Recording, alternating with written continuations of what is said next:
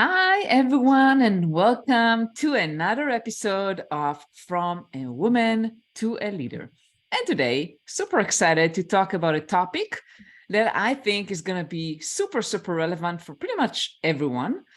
We are going to talk with Dana Shamas about leading with intuition. Empowering women in tech industry, obviously, that's what we are here for. Before we start, I wanted to introduce Dana that I would say, Dana, you have a very interesting background. That's at least my opinion.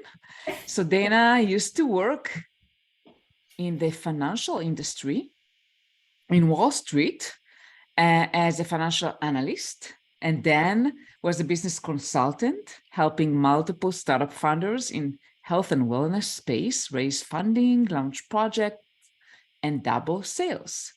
Then Dana founded her own private yoga studio, which successfully maintained a 50 to 90% client retention rate over 8 years. And now she's an executive health and wellness coach. And welcome, Dana. Thank you so much for being here today. Thank you so much for having me. I'm really excited to be here. Me as well. Excited to talk to you today. And your background is very interesting and very diverse. And I would like to start with maybe you can share your background and what kind of sparked your interest in intuitive leadership and coaching. So it was really quite an evolution. I have a strong background in business and a very analytical mind.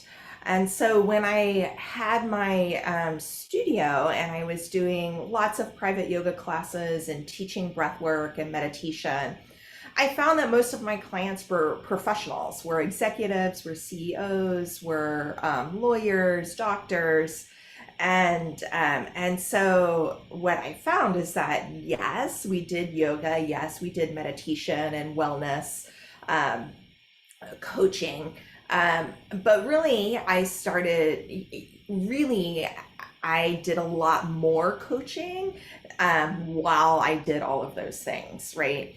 And so eventually I decided, okay, coaching is really what I'm good at. And the people that I are really attracted to me and really resonate with me are people who are in leadership positions and really need this kind of perspective, both the tools to keep them in a healthy balance and keep them connected, and also that perspective of how we open up and broaden our bandwidth and our intuition and connect to what is true and real for us, so that then we can go back out and lead in a way that is effective and innovative. Absolutely. And what is intuition even? What does it mean to you? It means listening to your inner voice. So all of us have intuition, all of us, right? It's just that some of us either naturally follow it more often, are trained, or have the opportunity to follow it more often. But most of us really get trained out of using our intuition. And for me, I had this really big epiphany probably 5 or 10 years ago, that growing up, everybody was like, oh, you're so smart. You're just so smart. How'd you know that? You just like are really smart and like can remember things and what have you. And I realized as I started to understand energy and intuition better, that really I was very intuitive, that I could pull information out of the field, out of the energy field and what was going on. Yes, also very smart and all of those things, but really this ability that there's so much information that we receive in ways that are unseen, that we perceive them in ways that aren't reading or audio hearing, right? That we have all these other senses as humans and all these other abilities as humans that um, for most of us, like we tend to think they're really annoying because we get overwhelmed. That like if you're a sensitive person or you take in things that way, you receive in so much information all the time that if you don't really tune and work with those muscles in different ways, um, then you don't know how to use them and they're stressful Yeah. versus working with them and figuring out, oh, that's information coming in, right? And how do I use that? So really listening to your inner voice and tapping in to your ability to receive an information in a variety of ways. Hmm. And why is it so important that we listen to our inner voices? Yeah, because your inner voice knows the best and highest path for you, right? Like you are a very unique human, right? Like there's no one else that your body is different from other people's bodies. The way you take in information, your skills, your gifts are yours. There's really no one else that can tell you how to use them as much as you can tell yourself how to use them because they're yours. And so learning and understanding how it works and what it is really important if you really want to walk in the world in a way that truly utilizes what you are designed to do and give to the world and be in the Absolutely. world. Absolutely. And I very much relate to that. It took many years to realize what I'm destined to do. Oh, After over 20 years in tech, I realized that my gift is really to help others and lift others, which is, kind of similar to you in a way. yeah, very similar, very similar. And I mean, I'll share that going to business school and um, being in investment banking, like there's a lot of programming of what a successful person looks like, and like this ideal of being an entrepreneur and starting a business and selling it. And it took me a long time to be like, oh, that's actually not what I am supposed to do in that way. And really, success for me is something that looks different. So yeah, the sooner you can be on that journey and the sooner you can understand that, the more happiness I feel that you would find. Absolutely. Not just happiness, I think that also more success.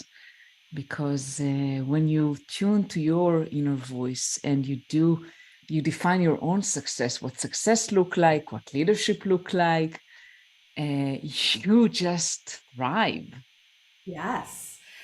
And at this particular time, I just feel it's so important. We have so many systems changing, so many structures changing, that following your intuition and what you're meant to do really means creating this new environment and this new world that we're walking into that we all want, right? That allows more people to thrive and really succeed and live in their truth. So the impact level that you have when you follow that intuition is so much more than most of us can dream of. Yeah, and for women in tech, right? We're talking here about women in tech. I've been there. I faced a lot of challenges, a lot of biases, and kind of have to forge my way up. How do you see intuition playing a role in women in leadership positions in tech? I just think it's vital, right? Because as you said, in tech, there is a lot of bias. There is kind of a lot of pigeonholing. And so you knowing what your gifts are and you following that, as well as you following your intuition, means that you can solve these problems that need to be solved, right? That other people aren't, and being able to step in and create things in ways that need to be created. If you don't listen to your intuition and you just follow what other people tell you to, or you just follow the way it's been done in the past, you know what you're here to do and what you're meant to do, you're just not going to be able to do it because you're here to do something different. right? You're here to lead in a different way. You're here to create new things in a different way. And if you are a woman in tech, you have a perspective that I can tell you most of the other people at the table don't have, and it's very needed in the world. So and it gives you that inner resiliency, because at the end of the day, it's really hard to walk into the room and have a unique voice every single day. Like that can be exhausting. And so having that resiliency and having that connection to come back to that energy and that power that is true to you and that you have access to, right, allows you to pull in the resources that you need to support you as you thrive and to recognize them in the world, right? So not only does intuition and like connecting to your inner voice and your energy help you be more resilient, but it also helps you navigate the world in front of you, right? To see who those allies are, to see the opportunities that are really going to let you thrive. And that can be as important as anything else.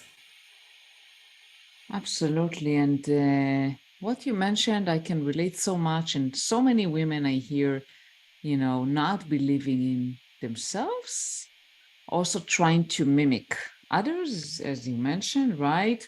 To do what their male counterpart are doing, what their managers, sometimes the managers try to tell them, oh, you should do that. You should be more, I don't know, whatever that may be. And it's not really being true to themselves. Mm, it isn't. And that kind of behavior just serves the system in place, right? That when you come in and you lead differently and you have different ideas, that means people have to change and do things differently. And if you're not, we're in a place where there's just way more opportunity to do that than there ever has been before, in my opinion. Um, and where there are so many more areas and industries and places that understand that they need change and are more willing to listen than they have been in the past, and more willing to make that change because it's so necessary. So, we're at a place where speaking, maybe in the past, maybe 10 years ago, it would have been harder for you to speak up and have the same kind of impact. That today, like, change is happening quicker. Probably not as Mm-hmm. quick as we want, but certainly being able to see the opportunities and see your allies and see the situations where, like, oh, okay, I can walk in and have an impact in a way that I want and that is needed. Absolutely. And I think one of the challenges is that to be different, to have a different perspective, to share different opinions requires a lot of confidence. It does. Yeah. And it also requires a great deal of self-love. Like, this is the part, like, you have to love yourself, your gifts, your like truth so firmly that you can cultivate the courage to say those things, to say what needs to be said um with heart, in a way that's received, right? Like, sometimes, this is a lesson that I had to learn. Like, we can say things that are true, and we say them, but if we don't say them in a way that it can be received, it it is not received, right? If we Yeah. say it with anger, if we say it with malice, if we say it with other kind of emotions that are wrapped up in it, then what's coming through as truth doesn't land as truth, or isn't received in the same way that is actionable. So you being clear and you coming from your heart, from a place of authenticity and ease, and just like, yes, this is just the way it is, is quite different, and often gets received in a very different kind of way. Yeah, it sounds easy, but it's not so easy. I know that personally, for personal experience. And what would you say to a woman? I mean, I had multiple clients like that, that she is in a leadership position. She obviously have a different perspective. Her manager may ask her to behave a certain way based on her manager's kind of a point of view of how they see leadership, and it's not true to her values and how she believes, but she feel very inconfident and she's just afraid, of being different. How can she start to change that? Um, so I would say start in the little ways, right? So what are the things that feel true, right? What are the ways that feel true?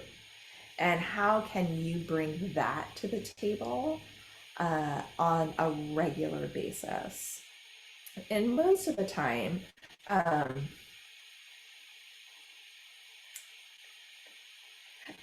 yeah, okay. And so then the other question, so that would be like a basic kind of in the situation that you're in now, looking for the places that you can get a win-win, right? Where you Yeah. feel like, okay, there's enough space for me to lead here in the way that I really want to lead, right? But in this space over here, okay, I can see like there's not as much receptivity, right? And so my bandwidth for actually stepping into my authenticity is not as well received. So what are the opportunities that I can bring forward to switch and change that?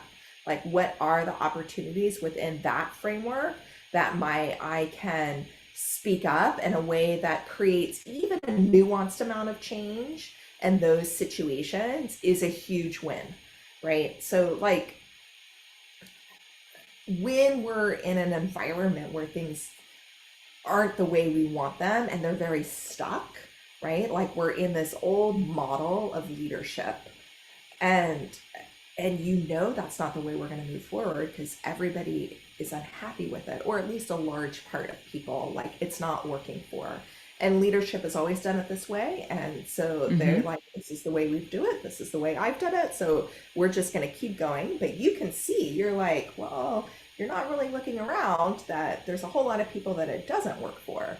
And so in those situations, right, like if you want to stay, then there are opportunities, and you have to be open and receptive and like be like, oh, there it is, that's the opportunity.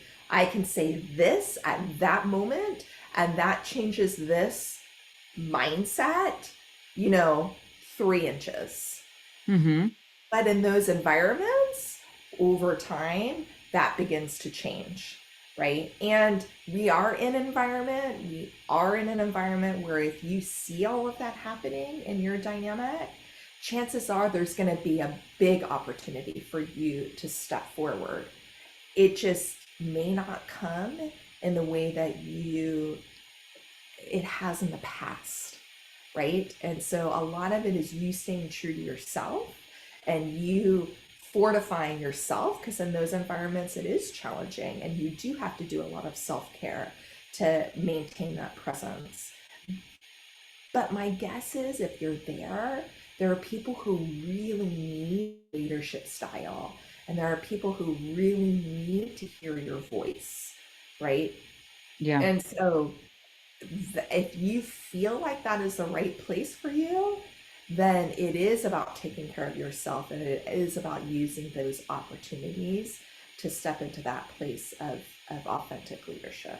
Does that make sense? Makes total sense. And yes, a lot of times we're impatient. We want to change the world, and we have to understand that changes sometimes needs their time. Sometimes it's a marathon, depending obviously on the situation. And we have to be patient. And every small step can make a big difference, as you mentioned. Yeah. And um those are always situations that I tell my clients. I'm like, okay, so you have to go in, and is this environment aligned for you? Like, do you feel that you are Like, this is what you want to do, and this is what you're meant to do. And if the answer is yes, then you have to have strategies for how you step into that alignment in those environments. And you have to know that you're going to have, like, your self care practices need to be X. Yeah, You have to really take the time and set the boundaries to care for yourself and value yourself. absolutely. And value yourself. This is a very, very strong word. And so many people don't value themselves enough, right? Yes. So how can women, value themselves more? It's $1 million Such a question, no, but simple how can we help? question. How can we help women to value themselves? I mean, for you and me, a lot is modeling, right? How do you Yeah. value yourself? Um, and for me, most of the clients that I work with, there is, I don't work with very many people who outwardly don't love themselves. But what I find is it's the sneaky ways that we don't love ourselves, right? It's the saying yes when we really need to say no.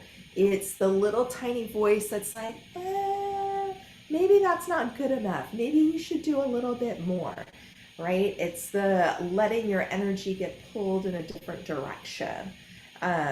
It's those sneaky ways that add up when you get to the end of the week and you're like, oh, what did I do? And it's not, like it isn't that there are huge things. It's all those little choices that add up. And so how do we be more diligent and be like, my heart really wants to do this, right? Like, okay, that might sound really fun, but my system really needs to just rest today. Or I really just need to go for a walk instead of doing one more meeting. I need, Mhm. like it's the small choices. Yeah, making small choices and practice, right? Diligence. Yes, it is in the practice.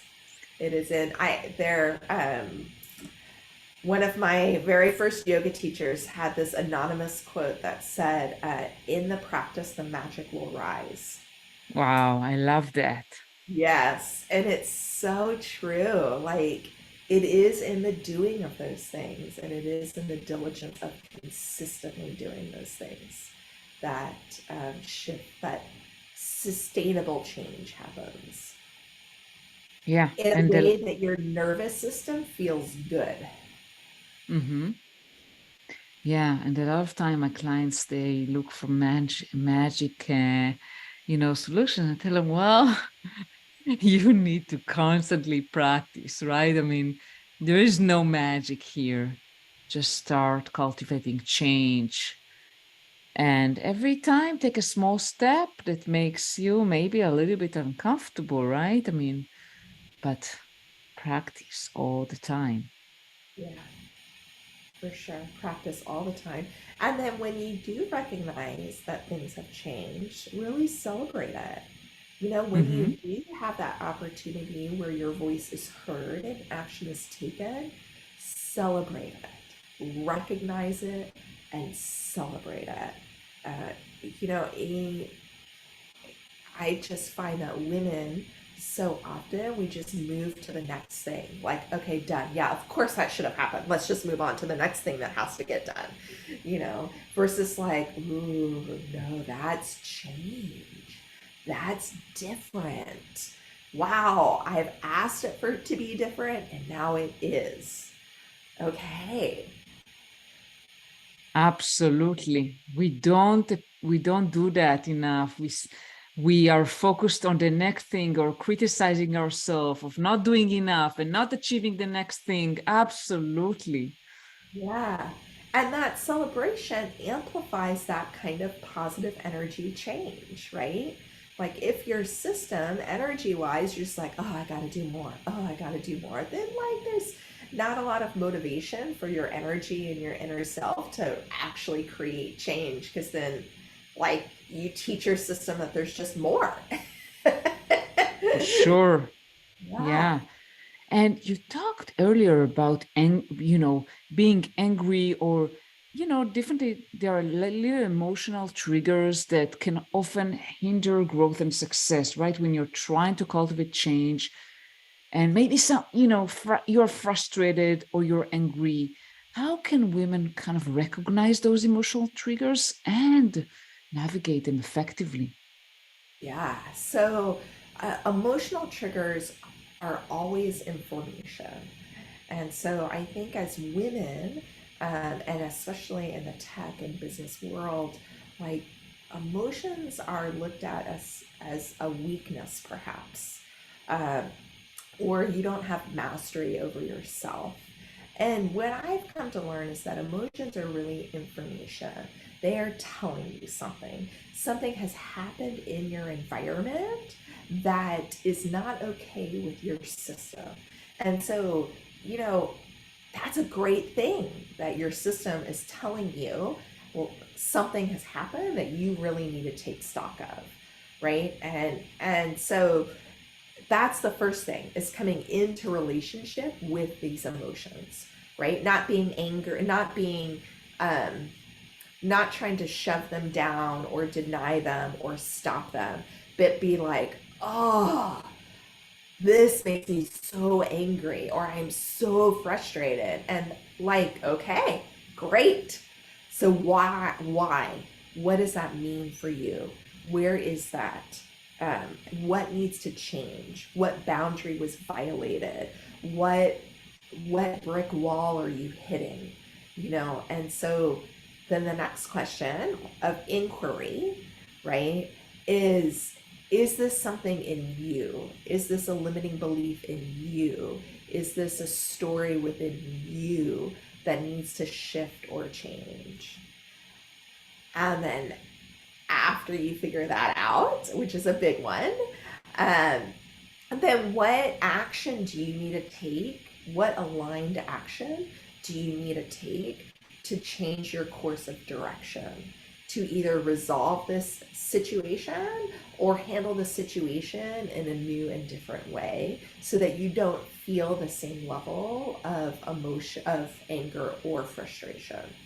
Does that make sense? Makes total sense. Total Yeah. sense.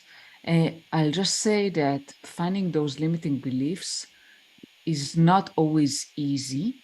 And that's why we're here for, right? I mean, having a coach or someone, even just a friend or someone you trust, can help you, because a lot of times we tell ourselves a lot of stories in our head, and it's really hard for us to break from that cycle. And we need someone external to help us see that and realize that it's just our own beliefs and thoughts, nothing more than that. It's so true. Yeah, yeah, sometimes it's really frustrating, and it's not necessarily what's patterned in the world, right? We have a lot of external cues that are like, it's everybody else, it's what other people are doing. And okay, yes, there is a lot of bad behavior in the world, but how empowering is it to understand that there's so much within your control, right? That there's so much about how you perceive a situation, and how you take it in and what information is there for you, that you can change it and you can switch it just on your perspective and your energy. Yeah. And I wanted to ask you, Dana, can you share maybe some examples or some success stories of how intuitive leadership has significantly impacted some of your clients or people you know or yourself? Um, yeah, there are lots of stories. Maybe something inspiring kind of to leave our listeners with today. Yeah, I have a client. Well, I would say my biggest success story, or like what I get most excited about, is I have multiple clients who have been recognized in their annual reviews as as intuition as an asset, as a skill set that they excel in. And so to me, that's really like, these are leaders in these industries that are able to step forward in times of chaos, right? When there is a tragedy or an unexpected situation, and navigate those situations with clarity and ease. And really being guided by what's important and like what their intuition and heart tells them, and be able to focus resources in areas um, that both have a logical part but also an intuitive component to it. But to be recognized by leadership as being an intuitive leader, that is something that they're good at and that they need to refine. To me, I'm like, okay, the world is changing. Wow. Like this is the direction that we need to move in and that we need to go. So that's super exciting for me. Um, but in my own kind of life and business, I had really wanted to change my business structure from a brick and mortar business to an online business, probably for a year and a half before the pandemic hit.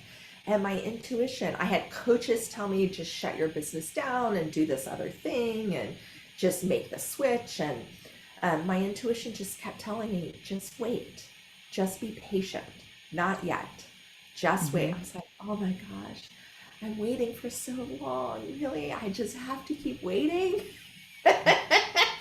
And then the pandemic hit, and I was like, oh, this is why I was waiting. And never in a million years, there was no, it was 100% my intuition. 100% that was like, wait, wait, wait.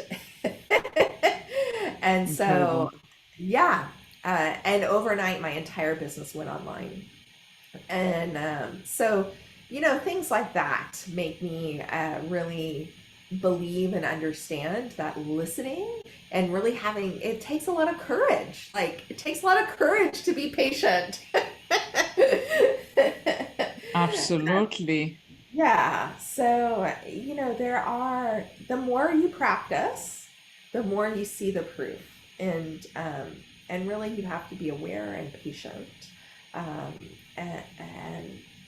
and expect change, right? That's Expect it. wonderful. So, Yeah. Dana, how can people reach out to you and contact you if they need your help?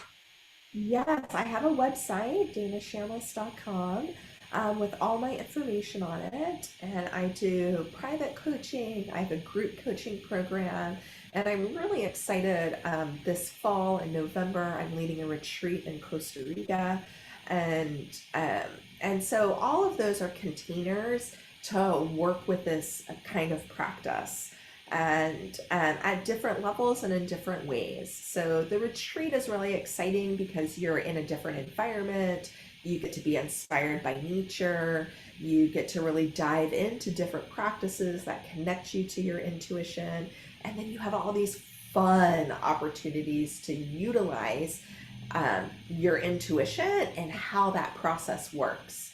And when you get into how that process works, and you believe it and you can experience it, then when you go back to your day to day life, it's really like a great transition to be like, oh, this is how I can use it day to day. This is how it works. It's just like a muscle, it's a skill set. Sounds wonderful. And I'll definitely post your website on the show notes. Thank you so much, Dana, for being here. It's been a pleasure speaking with you today. Thank you so much for having me. It was really delightful.